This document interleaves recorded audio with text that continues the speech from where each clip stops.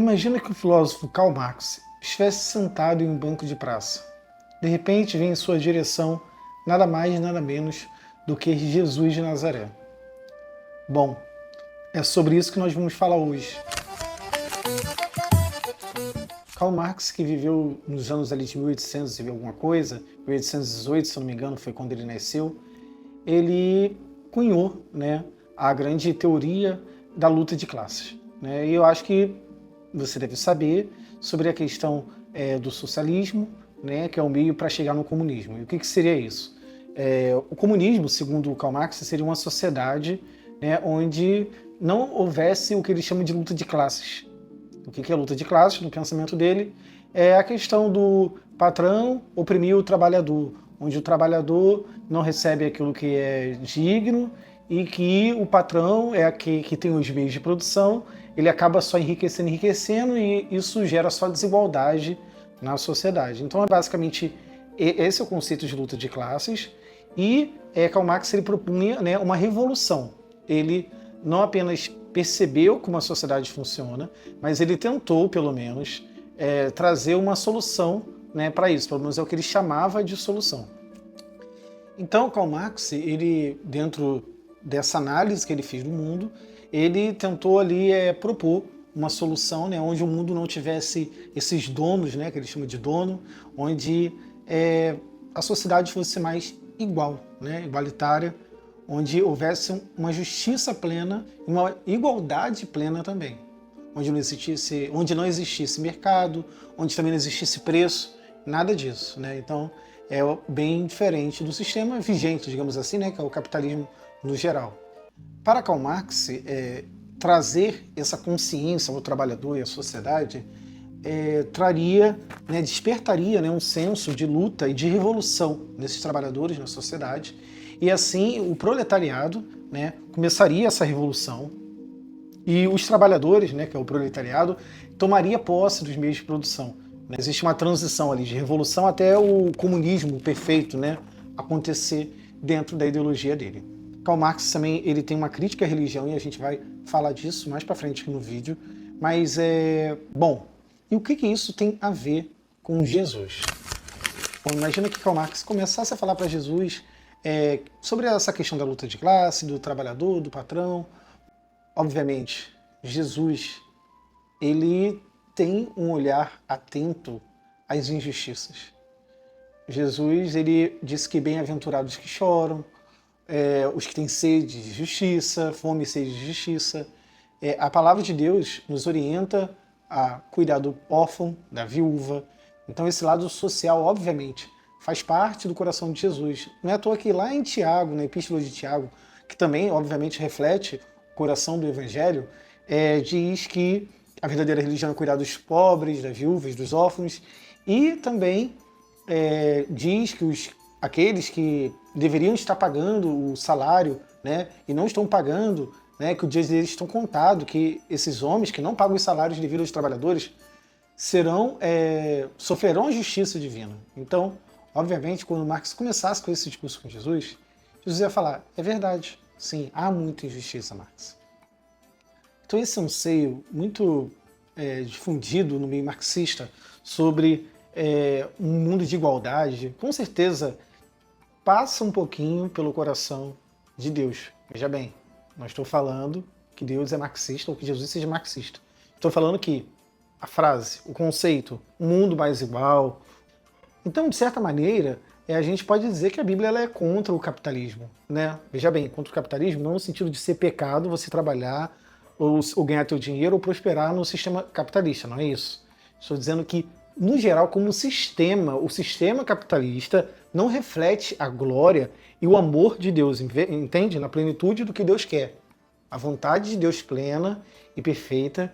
A gente vai conversar sobre isso mais à frente no vídeo. Karl Marx propunha uma revolução que era o proletariado, os trabalhadores assumirem o poder, tomando posse ali com o Estado dos meios de produção, sendo que há um problema nessa ideia, e alguns vão chamar até de utopia, de uma ideia bem distante, assim, que é muito difícil que quando o proletariado, ou quem for, assumir o poder, que esse grupo que está no poder também não se corrompa.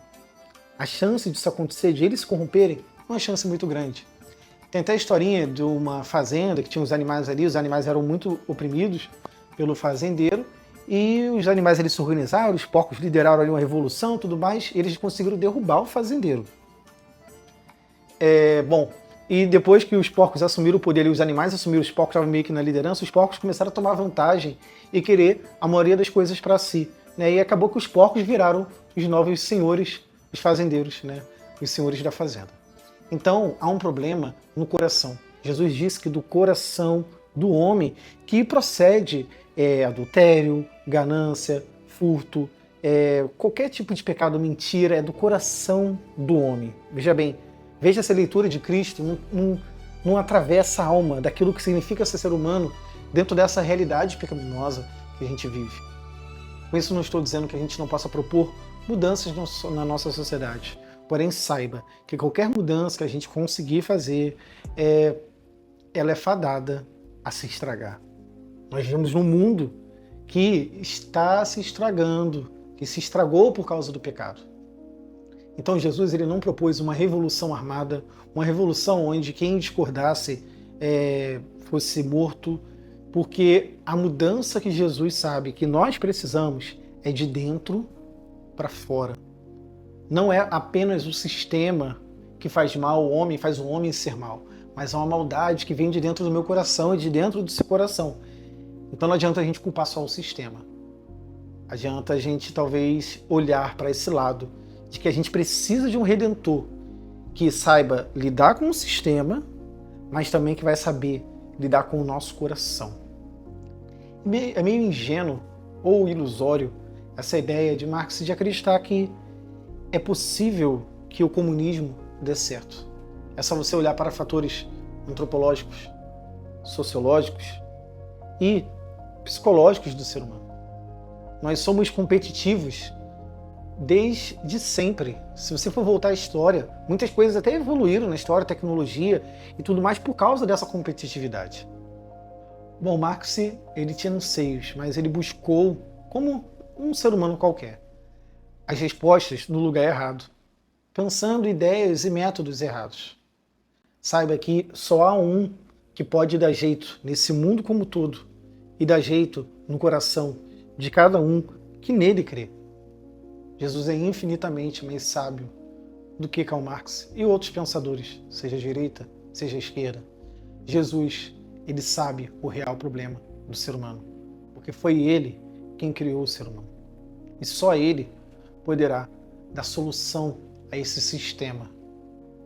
O reino de Jesus, sim, será um reino de justiça, paz, bondade, igualdade. Vai haver trabalho? Com certeza vai haver trabalho, porque Deus não nos fez para viver num ócio, né? Apesar do descanso ser algo também de Deus, mas não viver no ócio, mas sim produzir algo. Obviamente o trabalho não vai ser igual existe nessa sociedade, onde há injustiça, onde há desrespeito à dignidade humana, onde realmente falta amor, nada tem valor se não tiver dinheiro, tudo é dinheiro, dinheiro é o grande Deus, é o mamon, né, como Jesus mesmo falou. Então é necessário nós termos essa fé, essa consciência. Lá em Daniel, inclusive, aparece uma estátua que representa o governo desse mundo. Os governos queriam de governar a humanidade, digamos assim, de certa maneira. E no fim de tudo, dessa visão, lá de Daniel, aparece uma rocha que vem em direção aos pés da estátua, que é o último governo da estátua, no caso. Começa pela cabeça e vai até os pés. E essa pedra vem e derruba essa estátua. Então, saiba que os anseios de Marx, se ele tivesse fé para isso, seriam supridos em Jesus. Talvez você, marxista que caiu nesse vídeo, talvez o que te falte é encontrar Jesus. Talvez não.